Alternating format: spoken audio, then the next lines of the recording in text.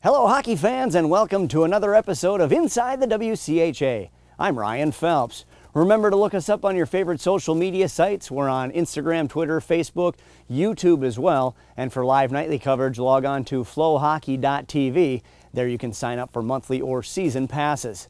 The temperatures are freezing, sub-zero here in the Northland, but lots of great hockey action to watch over the weekend. We'll start with Bowling Green at Minnesota State, a battle of two top 10 teams in the nation, and two great goaltenders, Eric Dott for the Falcons, Dryden McKay for the Mavs. These two duke it out for a while before they break the ice. Midway through the contest, still scoreless, Mavericks on the power play. But they've got numbers, and Jake Livingstone makes a beautiful backdoor feed to Nathan Smith. The PPG makes it 1-0. They would add to it later in the second, again with a man advantage. This time Reese Smolik with a shot from the high slot. Dallas Gerads gets a piece of it. His deflection makes it 2-0. Walker Dewar would add the insurance goal in the third. Smolik would get his first of the year later en route to a 4-0 win. McKay had 29 saves for his 21st career shutout. More on that later. Game 2 on Saturday didn't take as long this time to get the scoring started. Just 5 minutes in, too much pressure by MSU, and Shane McMahon knocks in his first of the season, but it would stay 1-0 for a while, till late in the second period. And look at this laser of a shot by Ryan Sandelin. He scores his third of the year, and then the gates would open. Just 1 minute later, Jared Spooner would make it 3-0. Reggie Lutz would score a pair in this one. Connor Ford got one back late for Bowling Green. 5-1 the final score. Minnesota State with the home sweep. Mavericks now jump up to number 3 in the national rankings. Next up, Northern Michigan at Lake Superior State. We head to Sault Ste. Marie and take a look at goaltender Seth Isley. The 6'5 sophomore gets his first career start in Game 1 on Saturday. And this one was a doozy, back and forth all night. We'll pick it up midway through the game. Northern on top 3-2. Andre Gontus takes it down the right side, finds Griffin Loughran out front. He can't take the one-timer, but great hands in close. He finishes this one off for a 4-2 Wildcat lead. But just 30 seconds later, the Lakers have a response, and its name is Mitchell Oliver. His seeing eye snapshot finds its way through traffic. That's a power play goal that cuts the lead to 1. Same score now midway through the third, another Lake State power play. They work it over to the left side for Brandon Pericelli. He just walks into the dot and blasts it home, and we're now tied at 4 and heading to overtime. Ashton Calder in the closing seconds thinks he might have a lane, so he'll take it all the way.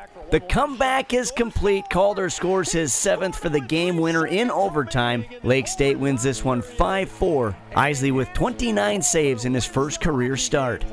Game 2 on Sunday, a very similar story. They'll duke it out back and forth all night. We pick it up in the third. Northern up 2-1 and looking to add to it. And it's A.J. Vanderbeck. He scored back-to-back goals in this one. This, his second of the night, makes it 3-1, and it would stay that way till late. Lakers desperate, empty net, and an extra attacker. They work the perimeter and get it to the big guy up top. William Rydell with the shot from the slot. It finds its way through. They cut the lead to 1 with a minute to go. Same situation closing seconds. And sometimes you just got to throw it at the net. That's what Pete Viet does from the corner. The puck hits the defenseman's skate, and we are tied, and on back-to-back nights, we've got ourselves some bonus hockey. And sometimes it's just your night. The Wildcats' Vanderbeck already with 2. Here he dashes around the goaltender to knock in number 3. That's the hat trick and the game winner. 4-3 the final in overtime. Northern salvages the split in one of the most exciting series of the season.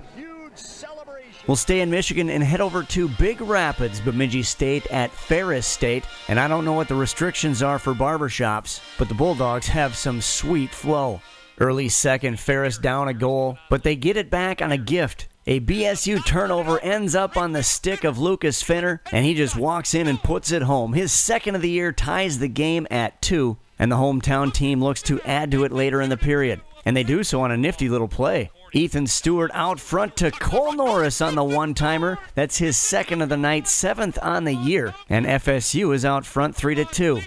Later in the period, another turnover, this time by the Bulldogs, goes right to Darby Gula. He blasts it home to tie the game at 3. That's his first of the season, and that's how this one would officially end. But we go to a shootout just for fun, and Ferris State clinches it on home ice. 3-3 the official score. Logan Stein celebrates with his teammates after 27 saves in net. Game 2 on Saturday, and Ferris State picks up where they left off, already up 1-0 early in the first, and Marshall Moyes would add to it. Look at this drive to the net, reaches back to tuck it in past Zach Driscoll, and it's now 2-0 home team. But by this time, Bemidji State's seen enough. On the power play, Alex Iarulo feeds it out front for Owen Sillinger. Look at this nifty backhander. That's Sillinger's first of the night. There would be more, and it cuts the lead to 1. Early second now, and another Beaver power play. And more Sillinger. This time he just does it himself, weaving his way through traffic, and the snapshot finds the back of the net, and we're tied at 2. And now they're just rolling. Bulldogs on the power play. Doesn't matter to BSU. Alex Iarulo wreaking havoc behind the net. Feeds it out front for Sillinger, and there's the hat trick. And the game winner. Beavers cruise from there. Sillinger would get another later for a 4-goal night in a 7-2 win. Michael Carr getting the start for Bemidji State on this night. He would make 26 saves for win number 1.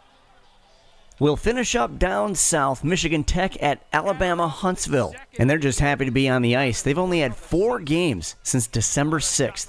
And the Chargers give the home fans something to cheer about. Late first period, UAH pressuring, get it out front to Bauer Neudecker. He takes the punishment but gets the goal, 1-0 home team. But Tech is tough, especially on the power play. Great puck movement here. Colin Swoyer, Justin Misiak get it to Brian Hallinan. He'll finish it off for his 5th of the season, and we're even at 1. Same score early third. Even strength this time, but the Huskies work the puck well. Inside to Arvid Kataroth. The freshman finishes it for his 2nd, and it's now 2-1. Tristan Ashbrook would score his 4th of the year for an insurance goal, making it 3-1, and that's your final. Tech takes game 1. Mark Sinclair forced to make just 8 saves in goal for the Huskies.